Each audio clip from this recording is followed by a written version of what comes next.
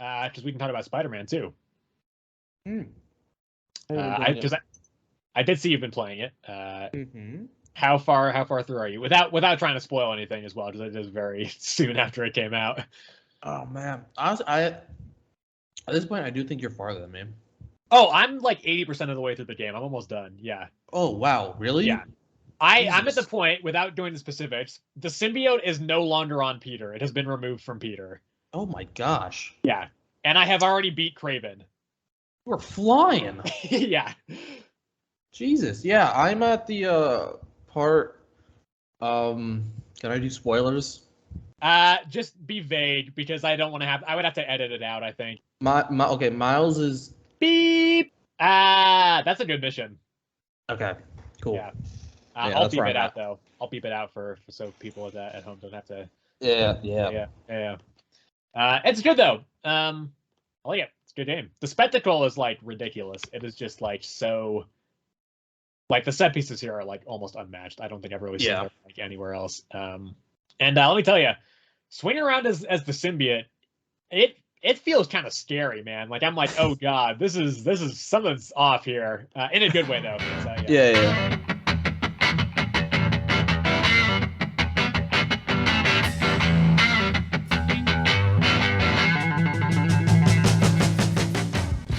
Everybody, welcome back to another episode of Earth's Mightiest Comics. This is the show where every week we talk about the new comics that came out that week and we give our thoughts on them. This will be a much more high energy show than last week, I think, since Sebastian's not sick anymore. So yeah, this is a pretty big, hefty week in comics here, I'd say. There's some big stuff here. We got of course Daredevil is here.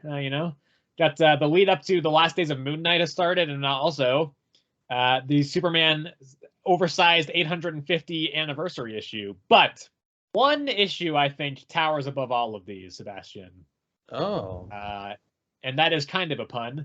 I figure we start with Justice League versus Godzilla versus Kong. All right. Number one. Yes. So we've talked about how much we like Godzilla here in the past couple weeks, because we've been reading some Godzilla comics. And when I saw this was coming out, I was like, holy shit, this is going to be the best comic ever written. And with all that in mind, it's written by Brian Buccellato, and the artist is Christian Deuce. What did you think of it? I thought it was they did a good job of setting it up, right? Yeah. So we started, I don't want to say the future, because it's kind of more like the present. No, it's told in medias res, I think is how it's pronounced, which is the start of the issue is the end of the issue. Yeah. So that's kind of how it starts, like that. And then we go to the past to learn exactly how Godzilla and Kong came to the DC universe. And by the past, it's like 12 hours. It's not. Yeah. No. Yeah, it's like 12 hours in the past. And what was it? It was that wasn't the League of Doom, was it? I think it was the Legion of Doom. Yeah. It was? Okay. That's a very different Legion of Doom than I've read. Yeah. The synopsis says what started as a routine clash between the Justice League and the Legion of Doom. So yeah. Okay, yeah. Yeah, so it was them. And they broke into Superman's Fortress of Solitude, and they stole a mother box and something else. I don't remember. Like, I know the Toy Master stole like a red gem, but Lex said they specifically needed two things: the mother box and something else. I don't remember what that something else was. But basically, the mother box transported them to the Legion of Doom, at least, to Skull Island. Yep. And that's where they met Kong, and then I'm not too sure how Godzilla. Yeah.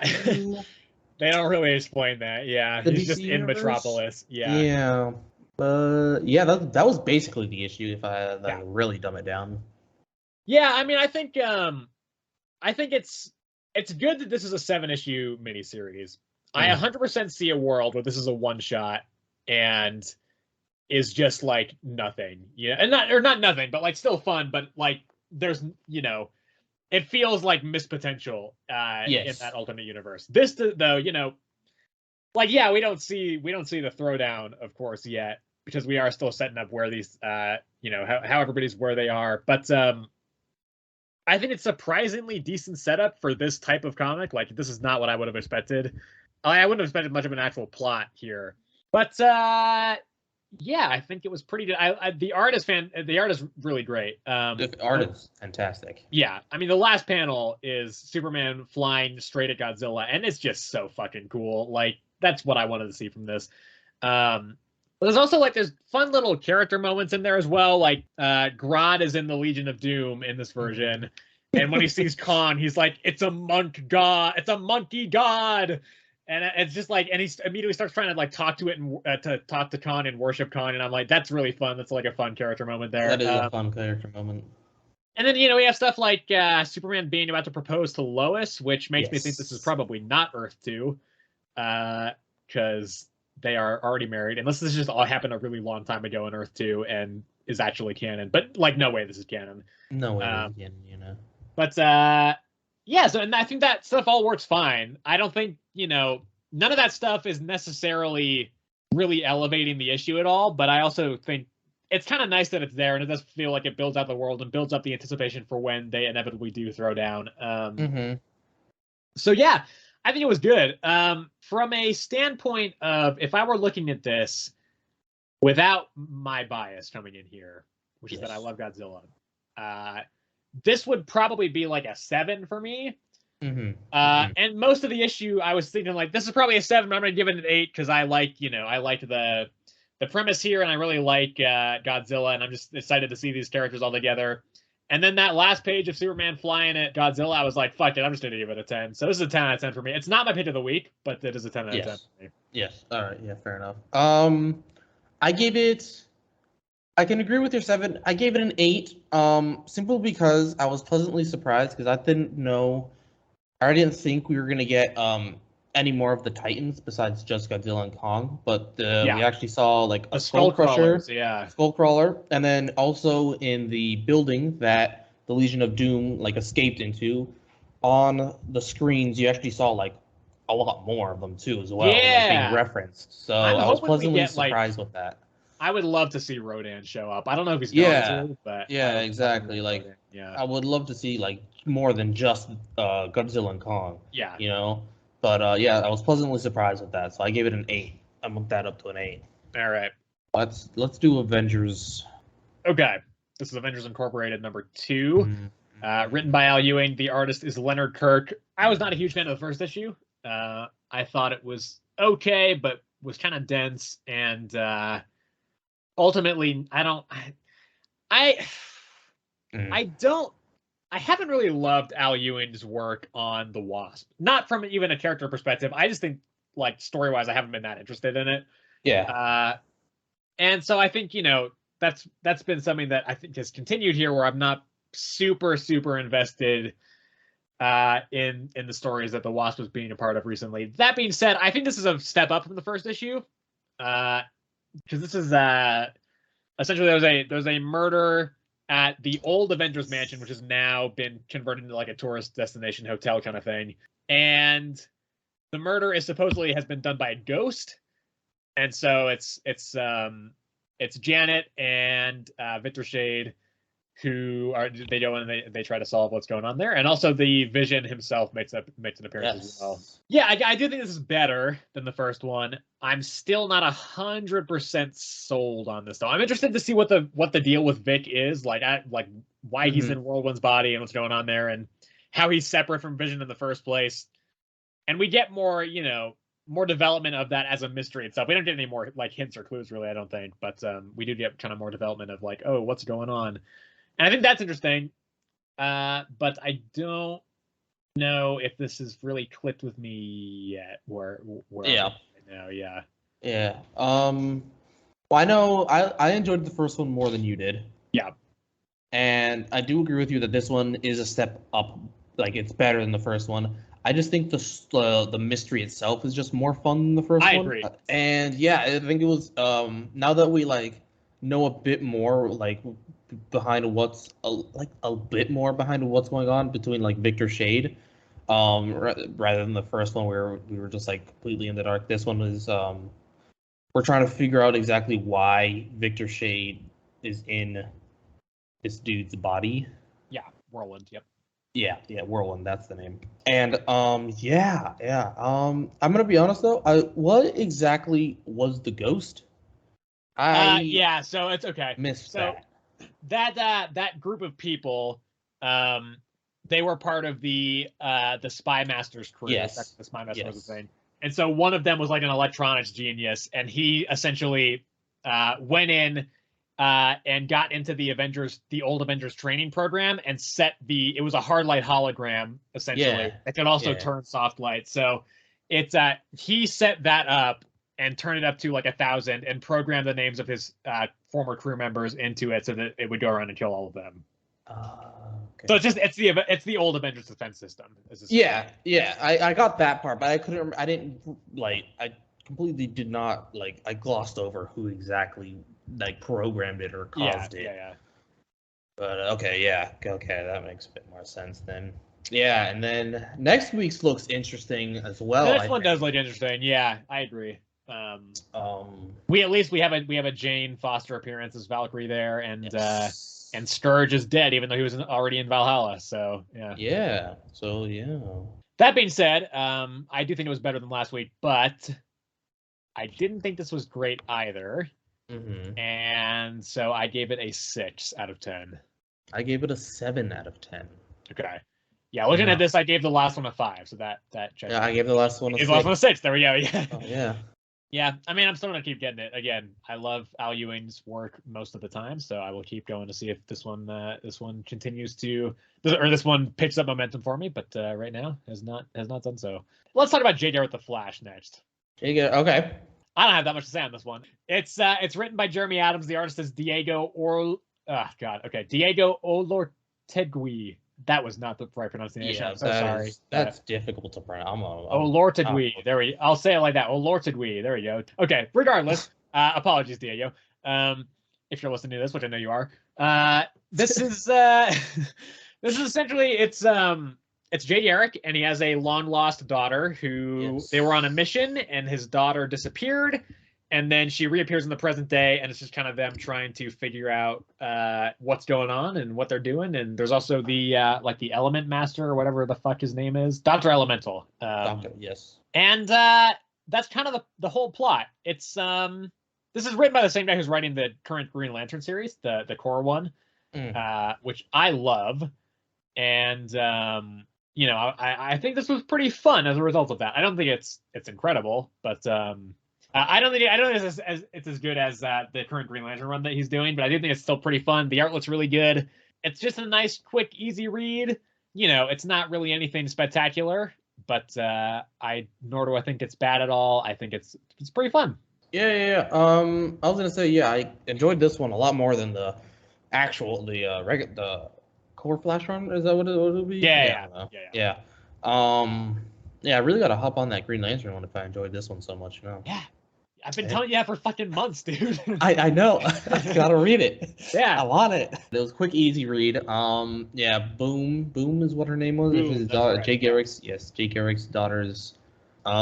She just one day disappeared, and everybody forgot about her. And so when she reappeared, that's when everybody just all of a sudden remembered who she was, and that I even lost her in the first place. So I thought that was pretty interesting. Yeah. And now, she's gonna basically be trying to figure out, I assume, is why did she disappear? I mean, it's not their elemental, right? It's not though. Well, it's not, because he was like, I don't know how that happened, but I'm glad it did. It gave me another chance. Yeah, and everybody forgot about him too. Yeah. Oh, right. Yeah. That's true. I forgot about that. Yeah. So we're gonna see how that plays out. But she just got bolted into the present with a bunch of other speedsters that she does not know. So it was interesting. It was a quick, easy read though. Yeah, but anyway, not bad. I don't think it's spectacular. So I think this is a very solid, decent issue, but nothing that it's not something I'm gonna looking to revisit anytime soon. But I think it was way better than Wesley Dodds last week, I think. So I gave this a 7. I think it's pretty good. Nice. I gave it an 8 because I really enjoyed the art as well, honestly. Art's very good, yeah. Yeah, the cover does not match the art that's actually in it. Yeah. Do you think so? How do you feel about this compared to Wesley, though? I think this one is way better. Yeah, I agree. Let's do Catwoman real quick. Okay, I was I was afraid that we'd have to talk about this issue today. I mean, I knew we would, but Yeah.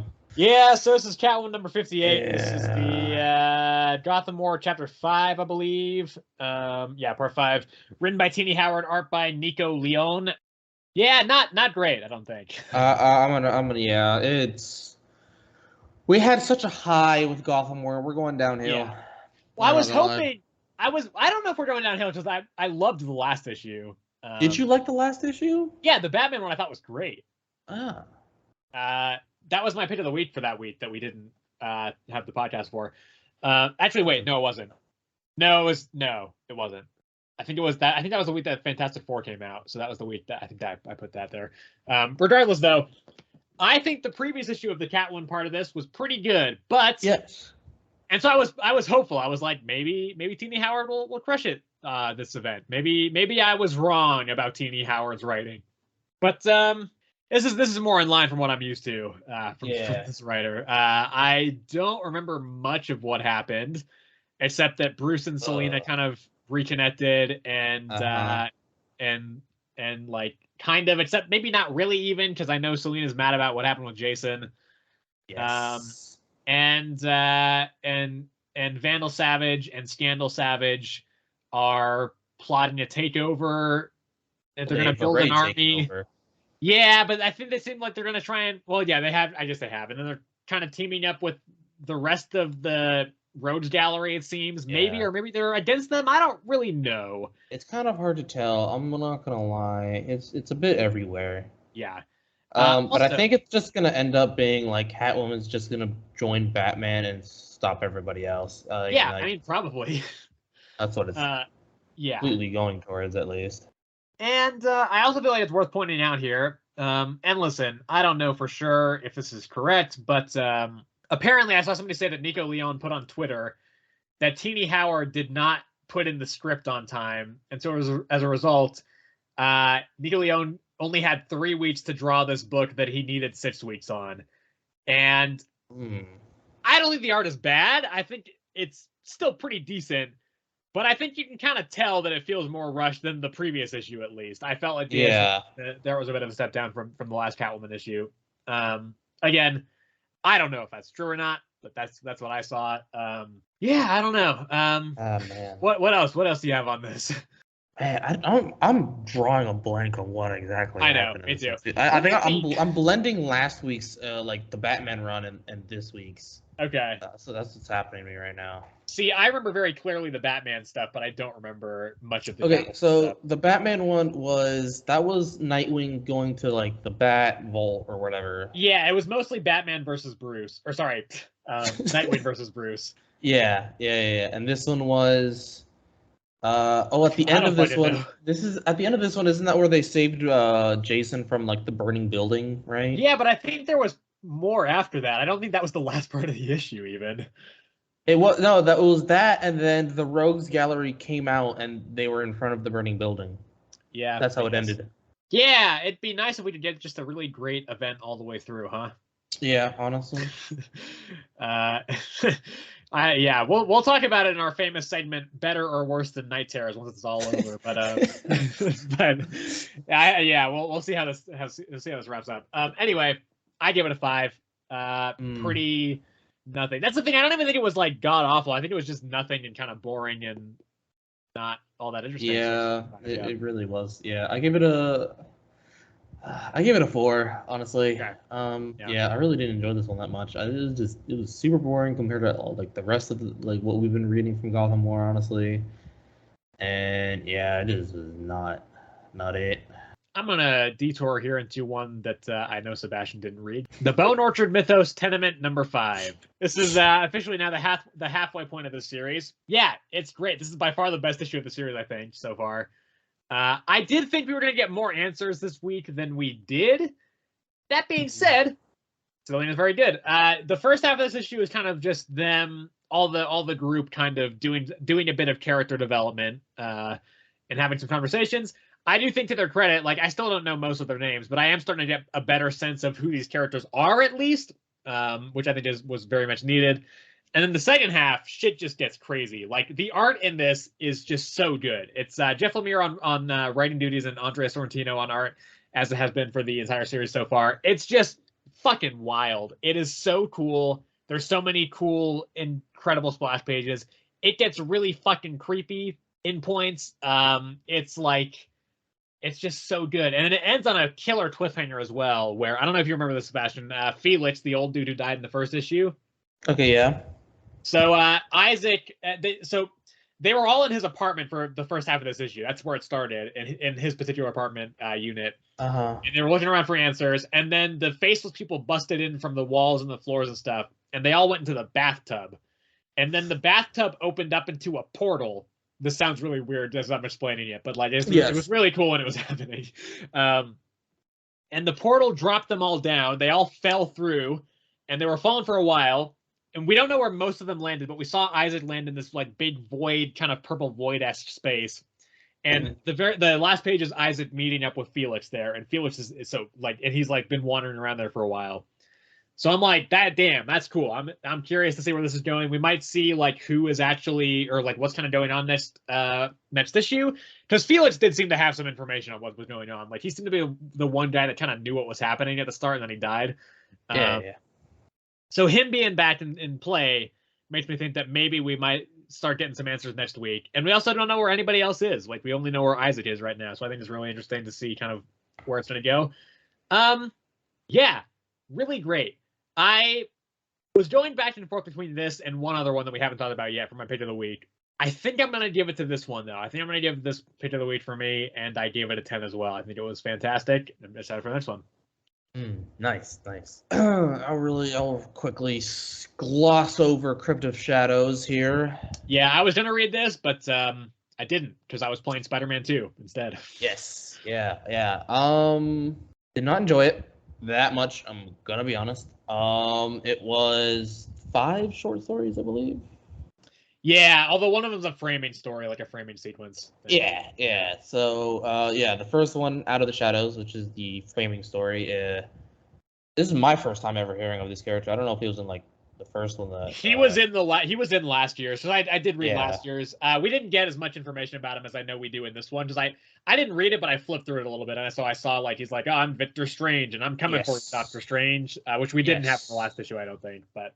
Yeah. So that's Victor Strange is obviously Stephen Strange's brother, right? Yeah. Apparently, he died in a car crash, and Stephen was like so like broken that he like preserved his body, and he came back to life as a vampire, killed himself with a stake, but he was so filled with magic that he like didn't die or something like that, and he's like trapped in the mirror dimension. And so he explains that, and then the first story is basically he's the one narrating all of these stories essentially.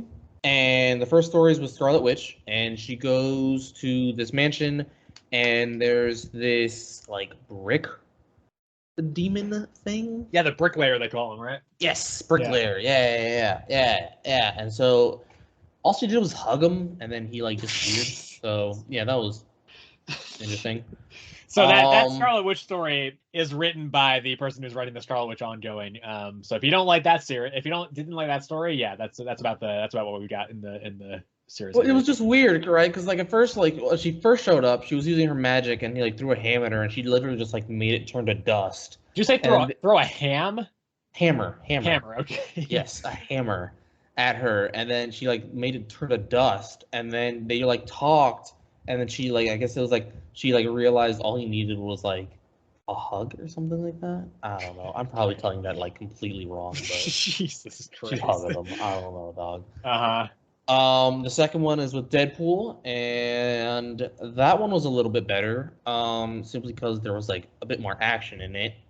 But even that one wasn't the best. I'm kind of excited to read that one, actually, because I'm a big fan of Encanto, the Living Mummy, and I know he makes an appearance there, Yes, he's very heavily in that one as well. They're fighting this other lady. It's a sorceress, I think, I want to say, and she's doing like a ritual, and Encanto is trying to stop her, but Deadpool comes in saying he has to kill the sorceress lady for a contract, and so they fight it out because Deadpool wants the money. The living mummy just wants to stop her from completing the ritual.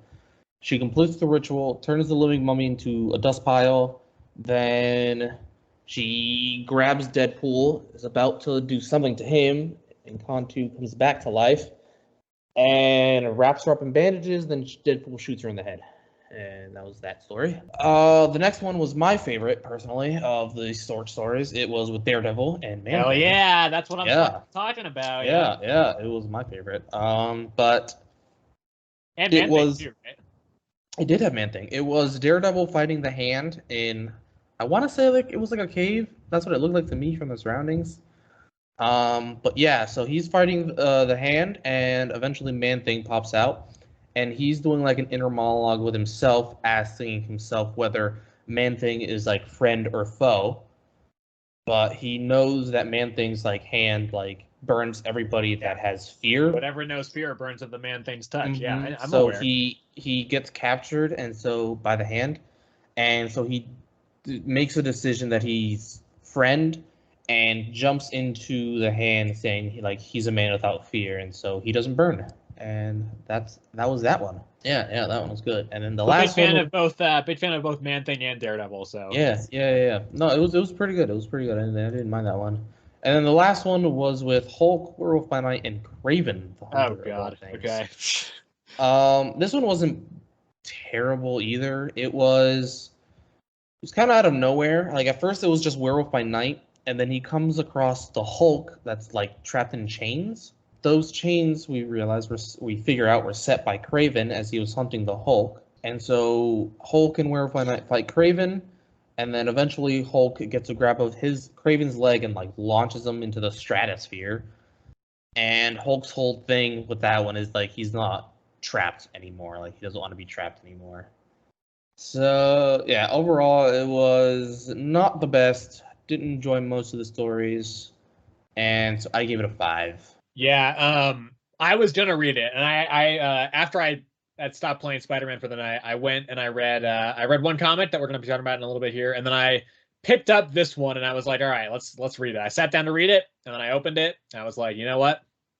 No, and then I just put it down again. So, I was gonna try and read it today, but then I was at work, and then I had to eat when I got home, and then we did this, so I did not get to it.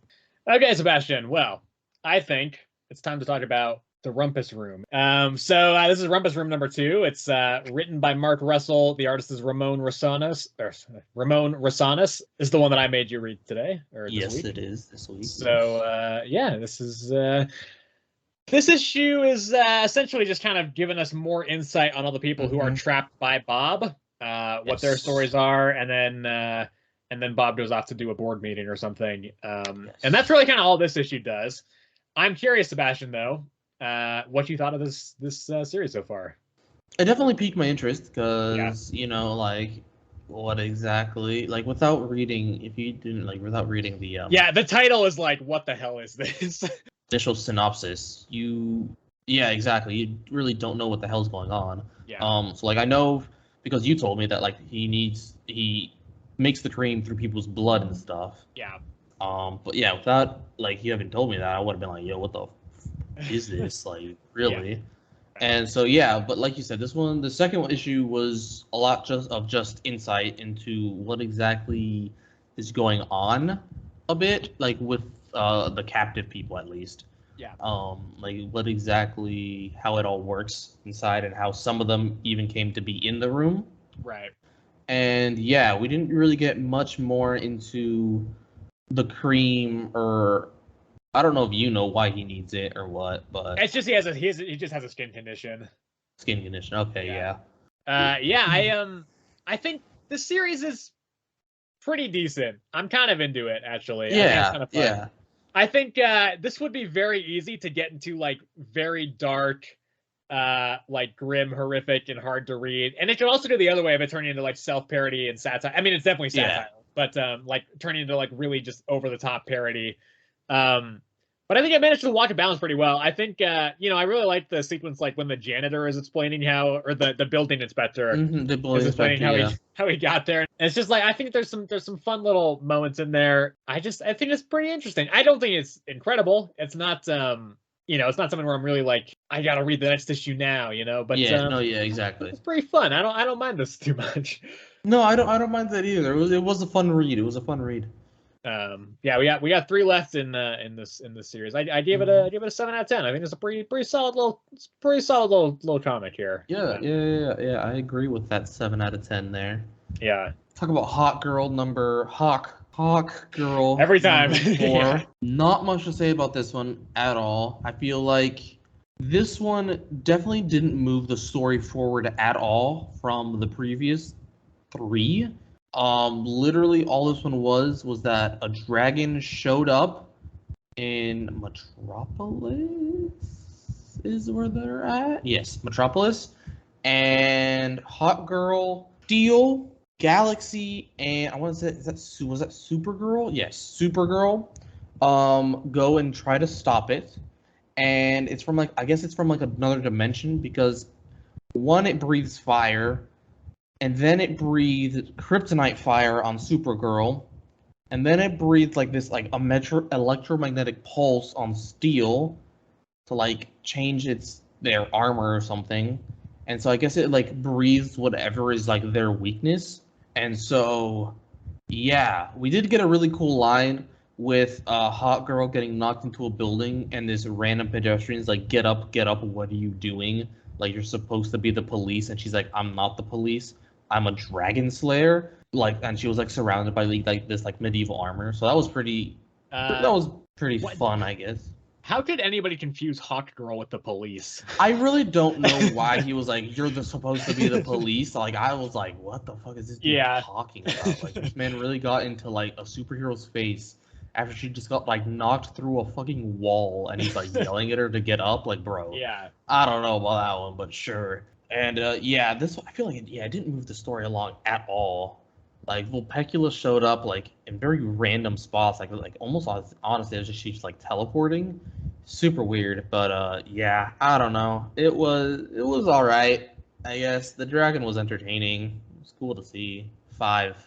Okay, moving on to, let's do Superman number 7, otherwise known as Superman number 850. If you're going by legacy numbering. Sebastian really just ignoring the best series at DC right now. This is, still very good. The artist is Joshua Williamson, and we've got Gleb Melnikov and Edwin Gallman on art. It's still really good. This is, I think it does a decent job of handling the balance between kind of celebrating Superman as a character, since it is a big anniversary issue, and also continuing the main story. Superman is still, first of all, he breaks out of the place that Lex built to contain the Chained. And then the Chained is going around terrorizing Metropolis, and they do a bit of a fight, and then also Lex's mom shows up at the end as well. So that's something. And also apparently Lex has a kid who also shows up. So yeah, it's just fucking cool. I would love it if Jamal Campbell was back on the art. Not to shade Gleb Melnikov, I just don't like it quite as much as Jamal Campbell's. But I still think it's pretty good.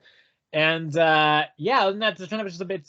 It's a lot of just a big kind of knockout brawl between Superman and the Chained, but I think it really works. I think it's a fun, good brawl. It's a brawl that looks very good. It's we did a little bit more information on the Chained. I don't remember too much, and then also we get we did a Farm and Graft appearance who kind of are being teed up to be some of the kind of major villains of this run. Yeah, it's a good run.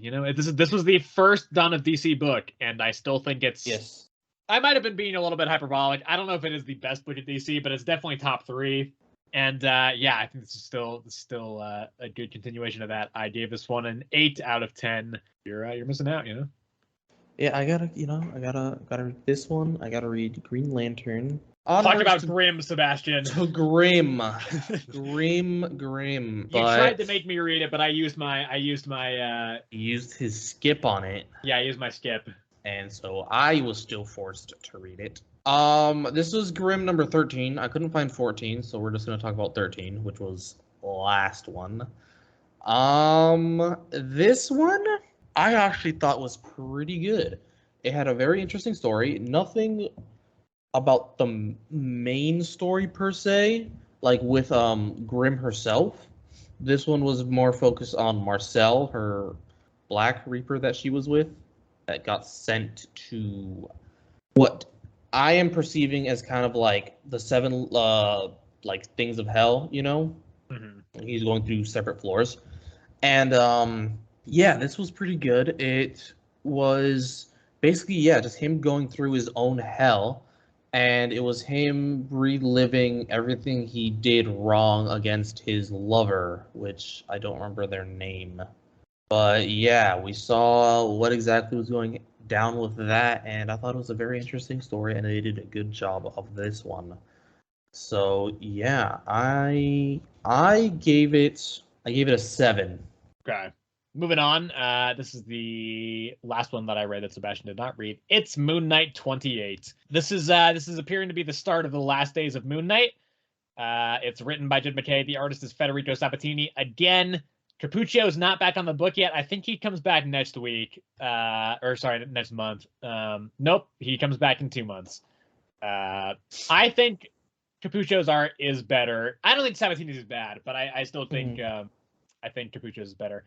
Yeah, I do think this arc has not managed to replicate how good the first issue in it was yet again. I do think this is stronger than the last issue, because it is, it does feel like we are, actually moving in the plot now, because we have in this issue Moon Knight and Tigra and Hunter's Moon all going to take down the Black Spectre. They're doing the essentially the building infiltration in this issue, while the rest of Moon Knight's team is doing other stuff elsewhere. And that pretty much is what takes up the entire issue. And I don't know if I particularly love how the action sequence of them getting through the building is paced. I think it's maybe a little bit standard and not all that interesting the way that they do the action and the entire sequence that's kind of leading through it. But I do think it's a step up from the last issue. And at least again, like something is kind of going on here as opposed to kind of a side quest within the arc, which was last week.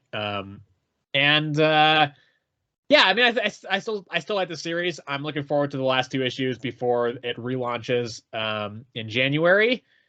And also, just 8-Ball is just such a great character in this run. I'm so glad he's getting a redemption arc. I would love it if he becomes the new Moon Knight in the Avengers of the Moon Knight series coming out in January.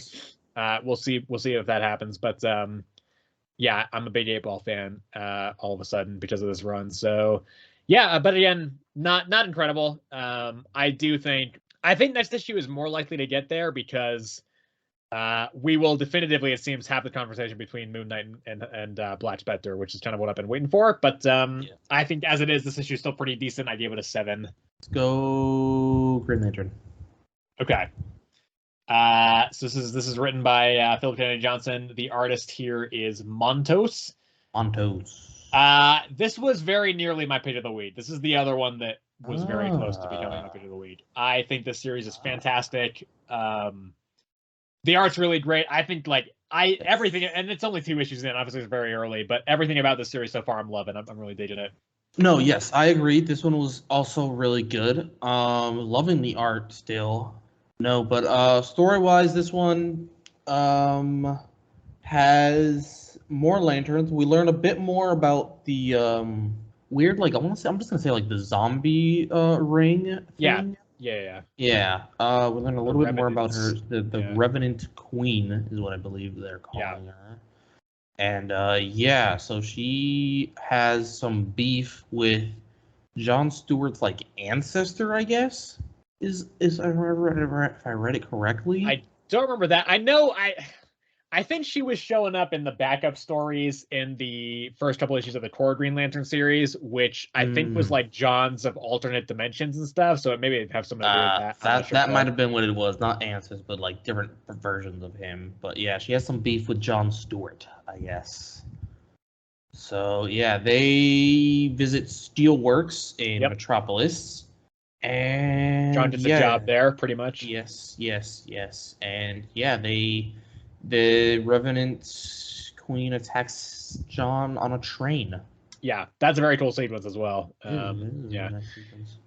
Also, we got to see the return of Varen, the whiny Green Lantern from the first issue, who John just completely fucking trounced. Yes. Except now he's a zombie as well.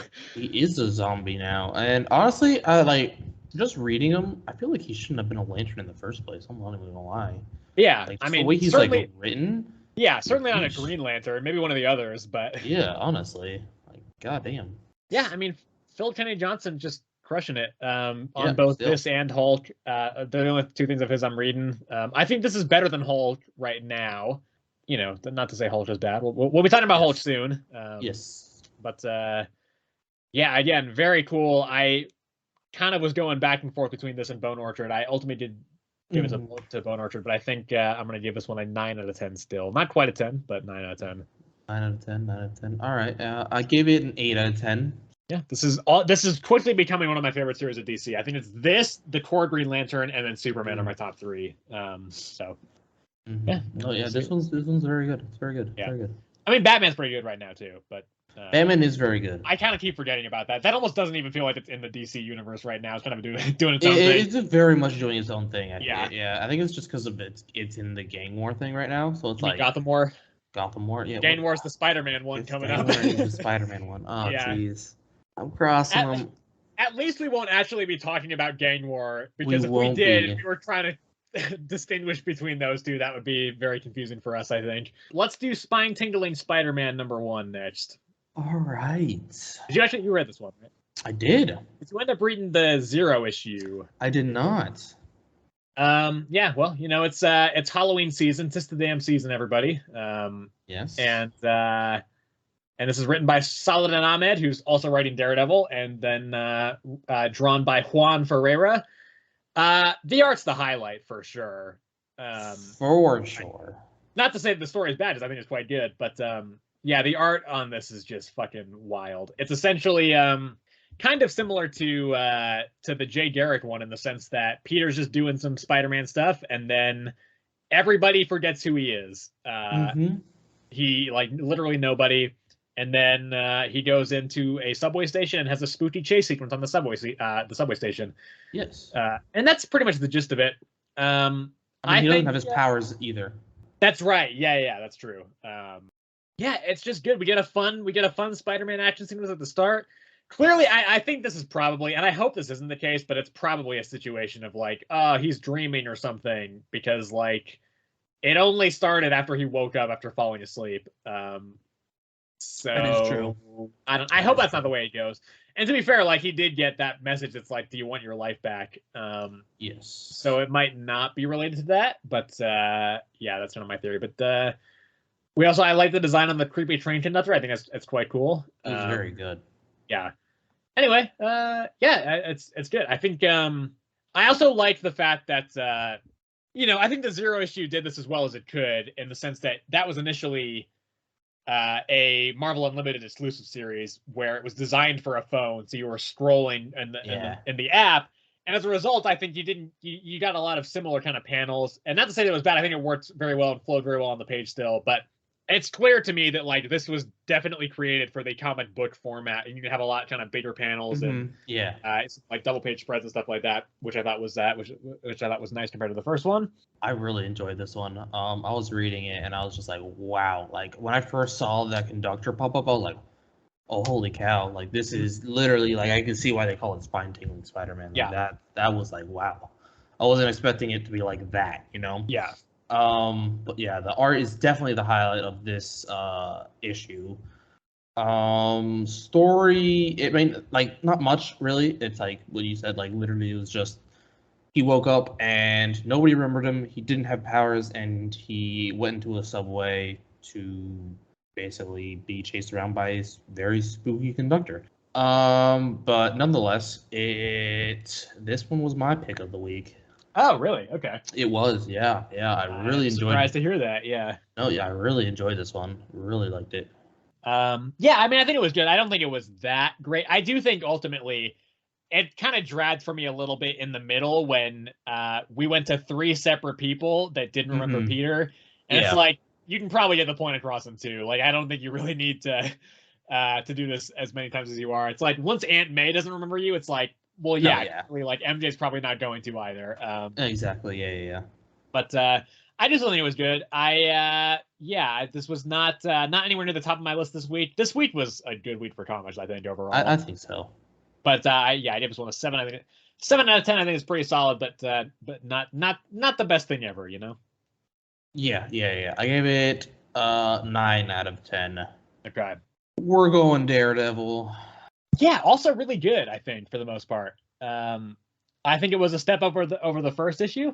You know, because the end of the last issue, Matt kind of put the suit back on, and so Yes. now Matt is back. He's back as Daredevil. He's on that vigilante shit again, and yeah, he's just going around and doing some Matt stuff. I think it's really well written. There's a very tense sequence where the police are going into the fucking whatever it's called. They're trying to go into the orphanage. Orphanage. Yeah. Yeah. Well, yeah. Because people are saying that because Ben Urich gets revealed at the end. Is saying that Matt's like training these kids to like go and essentially like kind of doing a Gotham War, if you will, where Selina's in a sense. People, yeah. And I think that first half, that scene at the orphanage is the best scene in the issue. I think it's like really tensely written. I think it's good. It's good Matt writing. Yes. I think.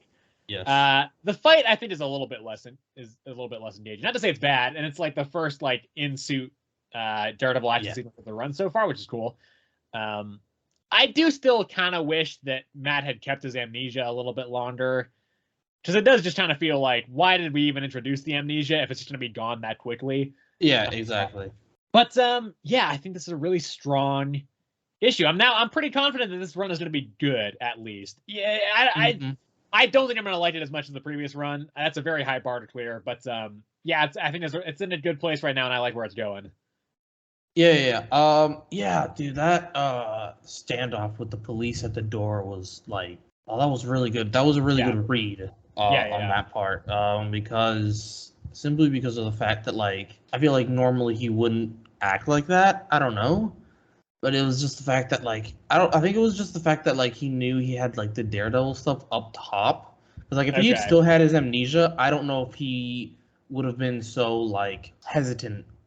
Yeah, I think, you know. Yeah, well, I think also though, like, I think him being Daredevil just makes him angrier, and especially like he seems angrier than I think I'm even used to in this run. Yes, yeah. And so I think that's also part of it. And I think if he did still have that amnesia, and he was just like a man of God, a calm man of God, I don't think he would have handled it the same way. Exactly. Yeah, and so, but yeah, that it's like you said, like that beginning part was, in my opinion, it was more interesting than the fight that actually happened. It was, and you didn't see Elektra this issue. Yeah, I think they're kind of just gonna let her do her own thing because Gang War is coming up, and she's got a miniseries as part of Gang War. Yeah. But I don't know. I thought we might have seen a little bit more from her since the last issue. She got like possessed by that weird god dude or whatever that was. We don't really see him either. I mean, we see like a flashback like, of it. But this is also solid, and Ahmed writing this one, and Aaron Tudor on the art. I think the art looks pretty good. I was worried about Aaron Tudor on art. I wasn't sure if his style would fit for this character, even though I like him generally. But I think it does work very well for this. How do you feel about the Ben Urich twist? I don't even remember who that is. He's the reporter in season 1 of Daredevil who fist kills. Okay, gotcha. Yeah. Huh. Interesting. Yeah. He doesn't know that Matt the Daredevil is. He might. I don't know. I thought Ben was dead in the comics for a while too, but he's been banging around in the X-Men's Krakoan era stuff for a little while as well. So I don't really know what's going on. I think we're kind of still at the point where. Because not too long ago, during the Mark Waid run, actually it wasn't during this run, but it was shortly before, Daredevil got revealed to be Matt Murdock publicly, and so that's where you get like the famous panel of Matt walking into that party wearing the sweater that says "I'm not Daredevil." Yeah, okay. He's just like fucking around with it. But so eventually he just kind of ignored it, and people were just like, is he really Daredevil though? And so after a while, like people still like, there's a hefty amount of people who think that he is Daredevil, but also a lot of people I think have just kind of convinced themselves that's like, probably not. Actually, it's probably just a lie. So I think we might still be kind of in that period. It's not as talked about because it's been longer since then. So maybe Ben, in that case, Ben would probably know, and I think Ben might have even been the one to write the story saying that Matt was Daredevil in the first place. I could be wrong on that. I don't remember, but Yeah, so I think he might know, but Well, yeah. Yeah, that twist at the end. I mean, I didn't really care, mostly because I yeah. did not remember who the Fenor was. So I was just like, I uh, I don't even think it's him, if I'm being honest. yeah, I don't. It's probably like a Mephisto type character that's doing this shit or something and just posing as him. Yeah, I hope it's not that. I think it'd be more interesting if it was Ben, but yeah, that's kind of what I'm leaning towards. yeah. Anyway, good stuff. I'm looking forward to this series. Because I liked the first issue, but it is one of those things where it's like a first issue is kind of hard to gauge an entire series on. I've It read definitely first is. I've read first issues that I didn't love, but then I grew to really love the series, and then I've also read first issues that I thought were fantastic, and then like dropped off really quick. So after this one, I'm feeling a little bit more confident that the series will be pretty solid at least, and yeah, I give this one an 8 out of 10. Nice. I gave it a 7. Well, that brings us to the final issue of the night. It's Final the issue. Incredible Hulk in number 5. 2 Man-Thing appearances this week. Man-Thing also 2 Daredevil appearances this week. We've got the writer is Philip Kennedy Johnson again, and as with Green Lantern, and the artist is Travel Foreman. Art-wise, I think I liked it better than the last issue. It is the same artist on this. I think it works better here, though. That being said, I still am looking forward to Nick Klein coming back for the next issue because I do think, I don't love this art quite as much as Klein's. That it's good. I think it's still good. I don't know if I liked it better or worse than the last issue. I think the high point of last issue, I think I liked maybe a bit more than this one. But I think this one was a little bit more consistent in this quality, I feel. Ted Sauce Man-Thing is going on about how, like, hey, the eldest is letting out all the monsters and you need to help us. And then Hulk's like, nah, I don't want to, though. And he's like, well, if you don't want to help us, at least help Charlie, because I don't think you're going to want to let Charlie die. And then Hulk goes off and fights the big monster. And then I think we get a really cool sequence with Betty Ross coming down as Harpy. And being like, hey, eldest is offering to build us new bodies if you give her the Hulk. And I mean, clearly there's more to it than that. Like, no way. There's definitely more. Yeah, but I still think that's a really interesting development. I'm a fan of Harpy as a character. Like, Betty is far more interesting as Harpy than she ever was just as Betty. Like, her 100%. Early Betty Ross was just a nothing character that existed only to be Bruce Banner's love interest, and she just had no character or personality or anything else other than that. So I think she's much more interesting here. I do hope we eventually find a point where the Hulk has some problems beating up the monster, because it does feel like everybody's saying like these monsters are all so powerful and they're so dangerous, and you gotta help us, Hulk. But then like the 2 big ones he's fought have gone down super easy. So I'm like literally, honestly, too easily. In my opinion. Yeah. Like. I think if you're gonna build up these characters to be this big and we kind of talked about a similar thing last week with Avengers. If you're gonna build these characters up to be so like big and powerful in universe lore, and then they just get taken down like nothing, it kind of ruins the effect a little bit. I think that being said, this is far better executed than the Avengers one was. 100%, mostly because the Avengers one was like over 3. And this one was literally just this one saying, Man-Thing saying, I can't defeat this thing alone. I need your help. Yeah. I think it also helps that we don't have to bounce between 6 different character fights every 2 pages. But yeah, it's good. It's still good. I still like it. The backup story, I think, is, as far as backup stories, pretty solid as well. I don't normally talk about these too much because I don't normally have any thoughts on them, but I think it's much more solid than most of the other backup stories that I read and stuff like this generally as well. So pretty solid book, I think. Not bad. I gave this one an 8 as well. I think it's pretty good. Nice. Yeah. I think this one brought back a bit more of the gore elements of this series, as you see Hulk literally rip Ted in half inside of the Man-Thing, so like nothing actually happened. Oh yeah, right. I forgot about that. You see him rip him in half, and then you see Hulk rip the monster apart, which is also pretty gory, and then the Hulk turning back into Bruce as well.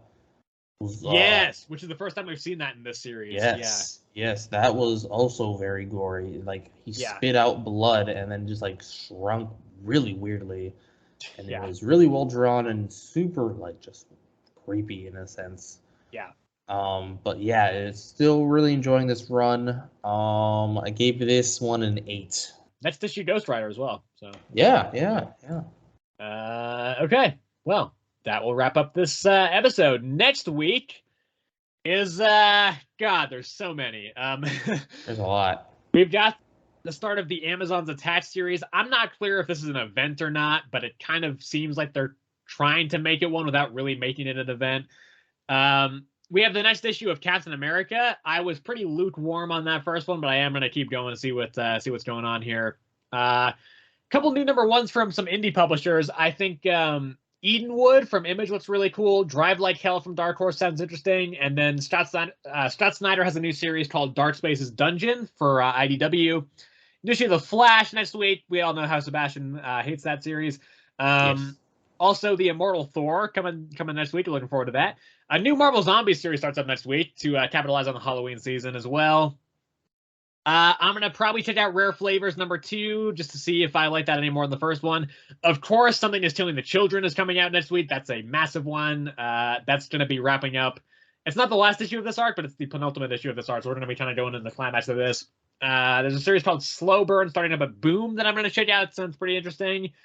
Also, James Tynion has a new series at Image as well through the Skybound imprint called Universal Monsters Dracula. So I'm going to give that a shot. And then Void Rivals as well. And Wonder Woman. And Wonder Woman. So yeah, some big stuff. You got anything else you want to shout out? Predator versus Wolverine #2. Yeah, I'm not gonna read that yet. I'm gonna pick it up, but I'm not gonna read it. Yeah. Have you been reading The Penguin, by the way, so far? No, I'm gonna start it next week. I've heard it's not bad. I'm not gonna add it, but I've heard it's not bad. Oh, and Captain Marvel. There's a new Captain Marvel series coming out next week. I am probably not planning on reading it yet. I'm gonna wait and see how people seem to respond to that because I have a lot of stuff on my pull list, and I'm pretty much not the ones writing. But yeah, that'll do it for this week. Thank everybody for watching or listening. If you are on YouTube, you can like and subscribe to the channel, and you can hit the bell notification if you would like to be notified when we upload new videos. You can also leave us a comment telling us what you've been thinking about the current scene of comics and what you are excited for going forward. If you want to let us know what you think about that stuff on Spotify as well, you can send us an email at earthsmagicomicspod@gmail.com, all one word, no apostrophe in the word Earths. And then you can, of course, follow the show on Spotify if you would, like to know when we upload there. And then no matter what platform you're on, if you've been enjoying the show and you think you know somebody who might also like it, you can let them know as well. That'd be cool. We can get more listeners that way. And yeah, so that will wrap us up for this week. Thank you again, everybody, for tuning in, and we will see you in the next episode.